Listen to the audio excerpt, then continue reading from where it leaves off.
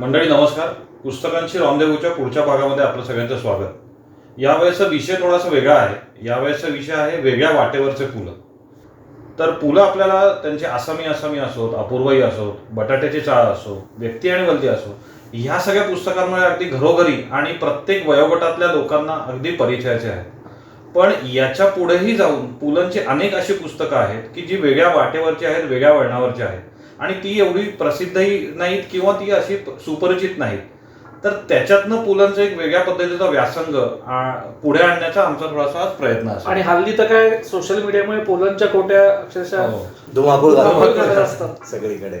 आणि हे महत्वाचं आहे कारण रोहित तू म्हटलास तसं की एवढीच पुस्तकं किंवा अभिजित परफॉर्मर म्हणून पुलंची जास्त ओळख असल्यामुळे पुलंनी खरं तर इतके वेगवेगळे लेखन प्रकार हाताळले आणि ते अतिशय समर्थपणे हाताळले, त्यामुळे त्यांच्यातल्या लेखकावर हे थोडंसं अन्याय केल्यासारखं आहे. म्हणून मग आज आपण त्यांच्या इतर पुस्तकांबद्दल, लेखन प्रकाराबद्दल थोडंसं विस्ताराने बोलूया. नक्कीच. आपण सुरुवातीला पुलंच्या प्रस्तावनांबद्दल थोडंसं बोलूया, कारण पुलं म्हणजे खूपच त्यांच्या प्रस्तावनांसाठी प्रसिद्ध होते आणि त्यांनी कितीतरी महत्त्वाच्या पुस्तकांना प्रस्तावना तर लिहिलीच, पण अगदी नवीन होतकरू कवी असोत, लेखक असोत, त्यांच्या पुस्तकांनाही त्यांनी अनेकदा प्रस्तावना लिहिल्या आणि पुढे तर त्यांच्या प्रस्तावनांचं पुस्तक 4 शब्द म्हणून पूर्ण संकलित झालं.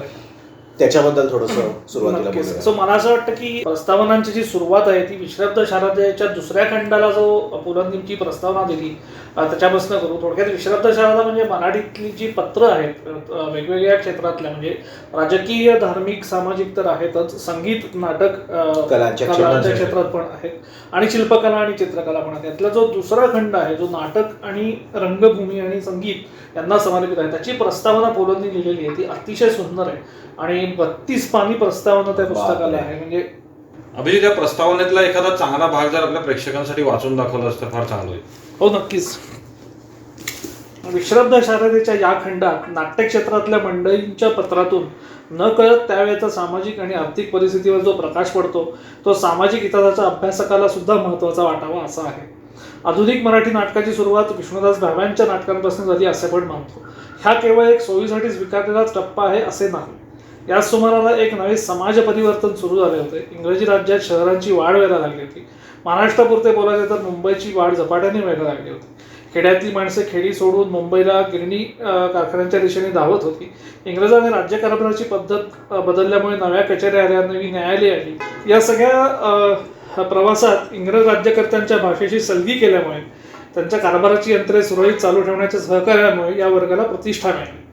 शिक्षणाच्या अभावी शहरातला मजूर त्यामध्ये खेडवळच राहिला. एकाच खेड्यातून आलेल्या कारकून आणि मजूर वर्गात आता एक अदृश्य सांस्कृतिक भिंत होती. म्हणजे सगळा तो सामाजिक पोत जो आहे तो सुद्धा त्यांनी इथे अगदी व्यवस्थित दाखवलेला आहे. आणि याच्यात दुसरं त्यांनी ऑब्झर्वेशन खूप छान दिलंय की मोठ्या माणसांचं जे सामान्यपण आहे ते त्यांच्या खासगी पत्रातनं खूप छान व्यक्त होतं. म्हणजे विष्णूशास्त्री चिपळूणकरांसारखा विद्वान माणूस आणि इंग्रजांना अक्षरशः अंगावर आपल्या विद्वत्तेने घेणारा माणूस जेव्हा लिहितो की 700 रुपये छापखान्याच्या साठी जो शिल्लक ठेवलेली आहे त्याची वाच्यता सासूरवाडीच्या मंडळींकडे करू नये, तेव्हा पुलं म्हणतात की हे वाचून हे खूप लोभस वाटतं आणि माणूस आपल्यातला वाटतं.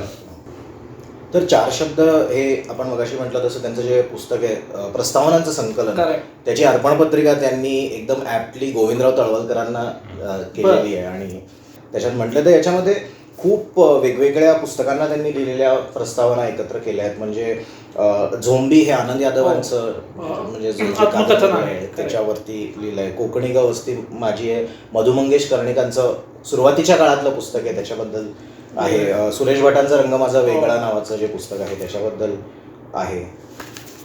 रंग माझा वेगळा आहे सुरेश भटांचं जे पुस्तक आहे त्याच्या प्रस्तावनेत त्यांनी सुरुवातीला असं लिहिलं की सुरेश भटांची कविता एके दिवशी मला अचानक भेटली आणि नवकवितेच्या या जमान्यात नुसत्या निरनिराळ्या रंगांचेच नव्हे तर निरनिराळ्या अंतरंगांचे दर्शन तिने घडवले. त्या कवितेचा बाज आणि साज हा सर्वस्वी निराळा नव्हता, पण प्रसाद गुणाशी फारकत घेतलेल्या आधुनिक कवितेच्या युगात या हृदयीचे त्या हृदयी घातल्यासारखी ही कविता एकदम मनात शिरली. दुसरं त्यांनी याच्यात सांगितलंय की पूर्वी म्हणजे जे कविता गाऊन दाखवण्याची पद्धत होती ती हळूहळू मध्ये लोप पावली होती आणि सुरेश भटांनी ती पुन्हा पद्धत आणली आणि त्याच्यामुळे ती कविता जास्त लोकांपर्यंत कशी पोहोचली त्याच्याबद्दलही त्यांनी लिहिलंय. तर असं प्रस्तावनेचं म्हणून हे खास असं पुस्तक खरंच वाचण्यासारखं आहे. अजून एक साहित्य प्रकार जो पुलांनी हाताळला तो म्हणजे व्यक्तिचित्रण. Yes. आणि तो अतिशय चांगल्या पद्धतीने आणि व्यक्तिचित्रण करावं तर पुलांनी करावं अशा अगदी खरं. अगदी पद्धतीने खरं. ते प्रसिद्ध आहे. आणि त्याच्यातलं गुणगायीन आवडी हे व्यक्तिचित्रण खूपच प्रसिद्ध आहे. मंडळी, आम्ही गुणगायीन आवडी याच्यावरती एक एपिसोड केलाय, त्याची लिंक आम्ही खाली देतोय, आपण तो एपिसोड निश्चित बघावा. पण याच्या पुढे जाऊन सुद्धा पुलंनी अनेक इतर व्यक्तिचित्रण केलीत आणि जी फारशी जरी प्रसिद्ध नसली तरी अतिशय वाचनीय आहे. येस. आणि पहिलंच नाव अगदी डोळ्यासमोरच आहे म्हणजे आपुलकी. आणि त्याच्याही आधी गणगोत. म्हणजे गणगोतमध्ये त्यांनी त्यांचे काही आप्तइष्ट पण घेतलेले आहेत आणि बाबासाहेब पुरंदर यांसारखे उत्तुंग व्यक्तिमत्व पण घेतलेले आहेत. आणि आपुलकीमध्ये अर्थातच तसंच आहे, वेगवेगळी व्यक्तिचित्रण आहेत, काही त्यांच्या परिचयातली आहेत, काही सामाजिक वर्तुळातली आहेत किंवा काही महाराष्ट्राच्या सामाजिक जीवनातली आहेत. आणि मैत्र म्हणून असंच एक दुसरं सुंदर पुस्तक त्यांचं व्यक्तिचित्रणाचं आहे. आपण गुणगायीन आवडीबद्दल बोललो होतो, पण थोडासा फरक म्हणजे गुणगायीन आवडीमधली जर का तू व्यक्तिचित्रणं बघितलीस तर त्याच्या शिल्पकार फडके आहेत, राम गणेश गडकरी आहेत, ही त्या मनाने त्यांच्यापासून थोडीशी दूर असलेली पण उत्तुंग कार्य केलेली व्यक्तिमत्व होती. आपुलकीमध्ये थोडीशी त्यांच्या परिचयाची आणि त्यांच्या जवळच्या सहवासातली त्याच्यामध्ये वसंतराव देशपांड्यांवर अतिशय अप्रतिम अब्द अब्द मनी आले हे आहे. गोविंदराव तळवलकरांवरचा लेख तर अतिशय सुंदर अप्रतिमच आहे. अग्रलेखकार गोविंदराव तळवलकर म्हणून. हो. मंडळी, गोविंदराव तळवलकरांना अतिशय मानाचा दुर्गारत्न पुरस्कार जेव्हा मिळाला होता तेव्हा पुलंनी त्यांच्यावरती एक लेख लिहिला होता. आपुलकी या पुस्तकात तो लेख त्यांचा आहे, अग्रलेखक गोविंदराव तळवलकर नावाने. त्याच्यातला काही भाग मी वाचून दाखवतो. आपल्या अग्रलेखांनी असा कुठेतरी अन्यायाला योग्य शब्दात कसल्याही शिवराळ पद्धतीने नव्हे पण स्पष्टपणे वाचा फोडणारा संपादक हा सरळ मार्गाने जगू इच्छिणाऱ्या लोकांना आपला आधार आहे असे वाटते. गोविंदरावांनी लिहिलेले अग्रलेख वाचण्याविषयीची उत्सुकता हेच या भावनेचे द्योतक आहे. आणि या लेखाचा शेवटही अगदी चांगला आहे. हे सारे त्यांनी उत्तम व्यासंगातून, सामाजिक घडामोडींच्या निरीक्षणातून, अभ्यासू विद्वानांच्या सहवासातून मिळवलेले आहे. ही कमाई सामान्यांपर्यंत सुंदर पण सोप्या मराठीतून पोहोचवण्याच्या तळमळीतून आणि संपूर्ण वेळ पत्रकार या जबाबदार भूमिकेतच राहण्याच्या निष्ठेतून त्यांना हे यश लाभले आहे. आणि विशेष म्हणजे या यशापासून हळूच नामानिराळे राहण्याच्या त्यांच्या वृत्तीमुळे यशाच्या याहूनही वरच्या पायऱ्या गाठण्याचे योग त्यांच्या भावी आयुष्यात आल्याशिवाय राहणार नाही याची मला खात्री आहे. सत्कार समारंभाचे हार गळ्यात पडले तरी नकळत पायात येऊन गुरफटतात आणि वाटचाल थांबवतात. हे त्यांनी पाहिलेले असल्यामुळे सत्तेवरच्या उन्मत्तांना न भिणारे गोविंदराव त्या तसल्या हारांना भीत असावेत. अप्रतिम. आणि म्हणजे हा तू शेवट वाचलास ना तर त्यांच्या स्ववैशिष्ट्याबद्दलही त्यांनी याच्यात लिहिलंय. सुरुवातीला लेखाच्या तू आत्ता शेवट वाचलास तर त्याच्यामध्ये त्यांनी दिलं की हा पुरस्कार जेव्हा मिळाला गोविंदरावांना तेव्हा महाराष्ट्र टाइम्समध्ये त्यांच्या स्वतःच्या पेपरमध्ये जेव्हा तो लेख आला त्याच्यामध्ये स्वतःच्या नावाचा कुठलाही वेगळा त्यांनी उल्लेख केला नाही किंवा स्वतःचा फोटो सुद्धा वेगळा दिला नाही. आणि हे पुलंना इतकं मोठेपणाचं लक्षण वाटलं तर हे सगळे बारकावे सुद्धा ते म्हणजे किती अचूक निरीक्षण असेल व्यक्तिमत्वाचं. याच्या व्यतिरिक्त सुद्धा या पुस्तकात अतिशय अप्रतिम लेख आहेत की एक वडीलधारा माणूस महामहोपाध्याय दत्तवामन पोतदारांवर लेख आहे किंवा बालगंधर्व एक अटळ स्मरण हा त्यांच्यावरचा लेख आहे. आणि त्या व्यक्तिमत्वापासून संपूर्ण रंगभूमीला कशी प्रेरणा मिळत गेली असा त्या लेखाचा विषय आहे. किंवा माधव वाचवलांवर किमयाकार माधव वाचवल म्हणून लेख आहे. वसंतराव देशपांडेवरती अब्द मनी याचा उल्लेख आपण आधी पण केलेला आहे, पण तो लेख म्हणजे फारच सुंदर आणि टची लेख आहे. अनंत काणेकरांवर माझ्या मते लेख आहे. येस. आणि शंकर घाणेकरांवर एक लेख आहे, एक हसवणारा फकीर म्हणून, तोही सुंदर लेख आहे. याचबरोबरीने पुलंनी जी पुस्तकं वाचली आणि इतका प्रचंड व्यासंग त्यांचा होता त्या ह्याच्यातली त्यांना जी आवडली पुस्तकं, त्यांना जी मनापासून भावली त्याच्यावर त्यांनी लेख लिहिलेत आणि त्याचं संकलन दाद या पुस्तकात त्यांनी केलेलं आहे. सो पुलंचा जो एक नैसर्गिक स्वभाव विशेष होता की भारावून जाऊन लिखाण करणं किंवा in the of that person मोकळेपणाने कौतुक करणं हे सगळं त्या लेखनात समाविष्ट झालेलं आहे. सो त्या दाद मधला एखादा भाग जर तू वाचून दाखवलास प्रेक्षकांसाठी तर खरंच बरोबर. तर दाद या पुस्तकाच्या प्रस्तावनेमध्ये जो लेख आहे तो पुलंचाच स्वतःचा लेख आहे, म्हणून ग्रंथांची आवडी. तर म्हणजे त्यांच्या वाचनाची सवय, आवड, वाचनाने लेखकांनी त्यांच्यावर काय प्रभाव टाकला, त्यांचं वाचन कसं विकसित होत गेलं याच्याबद्दल त्यांनी लिहिलंय. मग त्याच्याबद्दल मध्ये त्यांनी हे पण लिहिलंय की लहानपणापासून जे वाचनाची आवड लागते आणि लहानपणी जे वाचनाचे संस्कार होतात ते कसे आयुष्यभर राहतात आणि मग पुढे वाचनाची सवय कशी बदलत जाते. खरंय. त्या प्रस्तावनेच्या लेखात त्यांनी लिहिलं आहे की पृथ्वीच्या प्रेमगीतानं, म्हणजे कुसुमाग्रजांची जी कविता आहे पृथ्वीचं प्रेमगीत, त्याच्याबद्दल की पृथ्वीच्या प्रेमगीतानं दिलेला हादरा हा मानसिक इतकाच शारीरिक अनुभव होता. अनेक चांगले ग्रंथ वाचल्यानंतर मी मनाच्या ज्या ज्या अवस्थातून त्या ग्रंथातून हिंडलो त्या साऱ्या अवस्था मनात घर करून राहिलेल्या आहेत. एखादा ग्रंथ जर पहिल्या ओळीतच सिंदबादच्या म्हाताऱ्यासारखा मानगुटीवर बसला तर तो कायमचा लक्षात राहतो. उदाहरणार्थ कामूच्या आउटसायडरमधले आई आज वारली, कदाचित काल, नक्की सांगता येत नाही, अशा अर्थाचे पहिले वाक्य वाचता क्षणी अंगातून एक सळकन लहर जाते. सो असं म्हणजे वाचनाचा त्यांचा असलेला अनुभव आणि वेगवेगळ्या आठवणी आणि मग इतर पुस्तकांबद्दल त्यांनी आवडीने. याच्यामध्ये एक विशेष म्हणजे की वपू काळ्यांचं पुस्तक आहे सांगे वडिलांची कीर्ती. हे त्यांनी त्यांच्या वडिलांबद्दल लिहिलेलं पुस्तक आहे आणि त्यांचे वडीलही अनेक कलांमध्ये नेपथ्यकार होते. आणि तसं म्हटलं तर वपू बऱ्यापैकी त्यांचे समकालीन होते आणि त्यांना सुद्धा एक लोकप्रिय लेखक म्हणून खूप म्हणजे वाचकांमध्ये प्रिय होते. असं असताना सुद्धा अतिशय मनमोकळेपणाने त्यांनी त्यांच्या पुस्तकाला दाद दिली आहे आणि त्यांच्या लेखनाबद्दल लिहिलं आहे. लेखनाबरोबर वक्तृत्व ही कलाही पुलंना प्रसन्न होती आणि पुलंची अनेक भाषणं गाजलेली आहेत आणि ती भाषणं पुस्तक रूपामध्ये आपल्याकडे अवेलेबल आहेत. तर त्याच्यातली काही पुस्तकं आहेत, एक गाठोडं आहे किंवा सृजन आहे किंवा 1-0 मी आहे. सो ही पुस्तकं अतिशय वाचनीय आहेत आणि त्याच्यातली काही भाषणं तर अतिशय सुंदर आहेत. आणि एक महत्वाचं मला आठवतं म्हणजे बालगंधर्व रंगमंदिर जेव्हा सुरू झालं त्याच्या उद्घाटनाच्या वेळेला पुलंनी भाषण केलं, ते पण या पुस्तकात समाविष्ट आहे. असं आता पुस्तकांमध्ये ते भाषणं लेख स्वरूपात अवेलेबल आहेत, तसंच यूट्यूबवर पण काही भाषणं त्यांची आहेत आणि ती अर्थातच बऱ्याच लोकांना माहिती पण असतील. त्यातली अगदी प्रमुख 2-3 सांगायची म्हणजे नरहर कुरुंदकर जे होते प्रख्यात विचारवंत, त्यांच्या पहिल्या स्मृतिदिनी म्हणजे त्यांचं खरं अतिशय अकाली निधन झालं 1982-83च्या आसपास आणि त्यांच्या पहिल्या स्मृतिदिनी त्यांच्यावर गोदातटीचे कैलास लेण्याचा एक सुंदर गौरव ग्रंथ त्यावेळेला प्रसिद्ध झाला आणि त्याच्या प्रकाशनाच्या वेळी पुलंनी जे भाषण केले ते जवळजवळ 50 ते 52 मिनिटाचं भाषण पुलंनी केलेलं आणि ते इतक्या वेगवेगळ्या गोष्टींचा त्यांनी परामर्श घेतलेला आहे. म्हणजे कुरुंदकरांचं व्यक्तिमत्व तर आहेच, पण ते व्यक्तिमत्व कसं घडलं, का घडलं, तेव्हाची सामाजिक परिस्थिती, या सगळ्याचा अतिशय सुंदर आढावा त्यांनी घेतलेला आहे. आणि अर्थातच सगळ्यांचे आभार, प्रकाशकांचे आभार हे पण आहेत. आणि दुसरं त्यांच्या भाषणातलं एक आपण छोटंसं वैशिष्ट्य असं सांगू शकू की ते कुठेही जड होत नाही. म्हणजे विषय जरी जड असला किंवा त्याच्यामध्ये विद्वत्तापूर्ण बोलून आपलं पांडित्य दाखवायची संधी असली तरी सुद्धा पुलं ते भाषण कुठेही जड करत नाही. इनफॅक्ट उगवतं आणि सामान्य माणसालाही रुचेल, कळेल अशा याच्यात ते हे करतात. त्यांचा एक 8 मिनिटाचा व्हिडिओ आहे जो जागतिक मराठी साहित्य संमेलनात त्यांनी जे भाषण केलं होतं 88 साली, तो पण व्हिडिओ फार सुंदर आहे.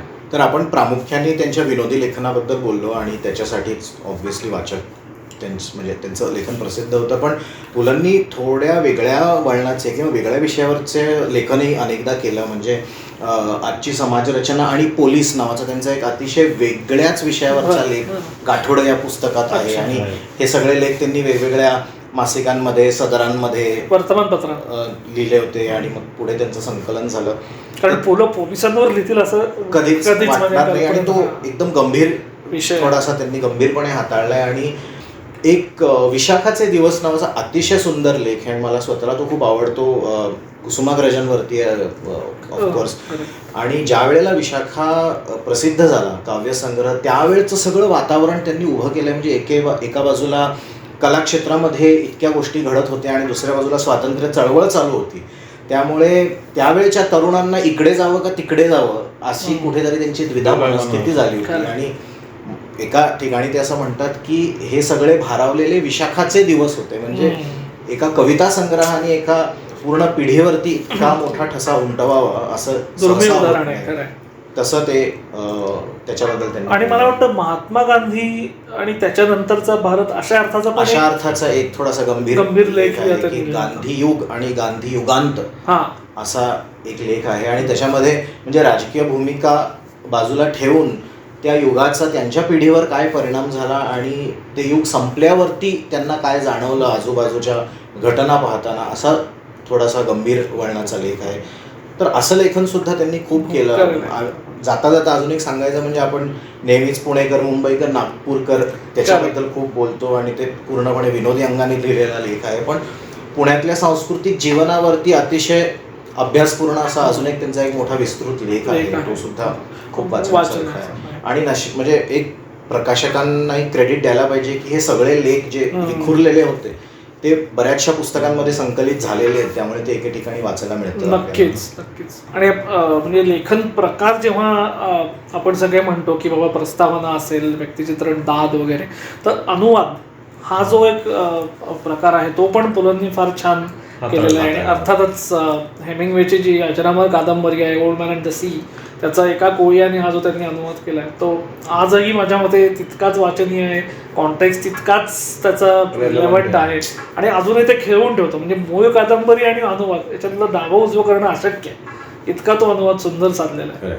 पुलंना एकूणच बंगाली भाषेबद्दलचा किंवा रवींद्रनाथ टागोरांबद्दल एक आकर्षण होता, आदर होता आणि ते बऱ्याच लेखांमध्येही त्यांच्या दिसतं. आणि अर्थातच पुलंवर स्वतःवर त्यांच्या आजोबांचा म्हणजे मामांनी मंगेश दुभाषी त्यांचा खूप प्रभाव होता आणि त्यांच्यावर रवींद्रनाथांचा एकंदरीत प्रभाव असल्यामुळे घराण्यातच त्यांच्या अख्ख्या रवींद्रनाथ, त्यांच्या कविता, त्यांचं आयुष्य याच्याविषयी एक उत्सुकतापूर्ण ज्याला कुतूहल असं आपण म्हणतो ते होतं. या सगळ्याचा परिपाक म्हणजे पुलं शांतिनिकेतनमध्ये गेले, तिथे ते काही दिवस राहिले, बंगाली शिकले, रवींद्रनाथांच्या कवितांचा त्यांनी माझ्या मते अनुवाद केला, मराठीत अभ्यास केला आणि त्याच्यावर मुक्काम शांतिनिकेतन म्हणून एक अतिशय वेगळंच पुस्तक त्यांनी लिहिलेलं आहे. सो तेही अगदी जरूर उपलब्ध आहे सगळीकडे आणि वाचनीय आहे. शेवटच्या टप्प्यात येताना आपण पुलंच्या नाटकांबद्दलही थोडंसं बोललं पाहिजे, कारण की हाही थोडासा म्हणजे त्यांनी हाताळलेला विषय होता, पण तो त्याच्याबद्दल एवढं प्रसिद्ध झालं नाही. पुलंची अनेक नाटकं प्रसिद्ध आहेत, ती फुलराणी असेल किंवा तुझं आहे तुझंपाशी असेल, अंमलदार असेल. सो त्याच्यातही पुलंनी एक म्हणजे पूर्ण वेगळाच त्यांचं हाताळला आणि त्यांचे पैलू सुंदर मी होणार आहे, डॉक्टर लागू करायचे.